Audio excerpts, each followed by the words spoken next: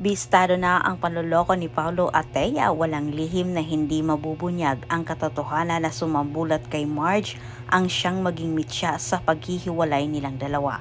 Halos nang lumo itong si Marge habang pinapanood niya ang nasabing video.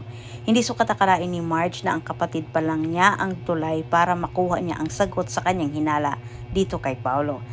Parehong biktima sila Marge at Regina sa kanilang asawang manloloko. Kahit sa pangyayaring ito, sa mga natuklasan ni Marge, biglang mawawala na tilang parang bula ang galit ni Regina sa kay Marge.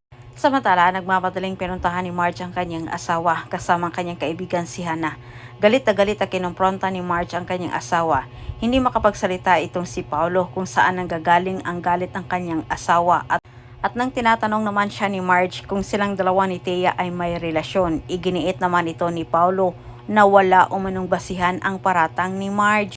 Itinanggi ito ni Paulo, mas lalong nagingit-ngit sa galit itong si Marge at samantala sa kabilang banda habang itong si Regina at Evelyn ay nag-uusap patungkol sa kanilang isyo, nakatawag pansin sa kanila ang sigaw ni Marge. Sa mga oras na yon, narinig din ito ni Thea at Edward.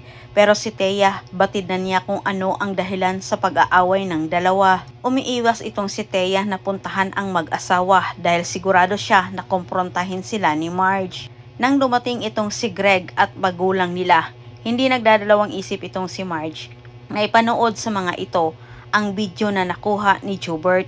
Si Jobert ang nagpaliwanag kung paano niya nakuna ng video ang bimbangan ng dalawa. Kung paano nilaglag ni Greg itong si Evelyn, ganun din ang ginawa ni Paulo ngayon dito kay Thea. Walang mukhang iharap itong si Thea sa lahat kaya't nagtangka itong umalis.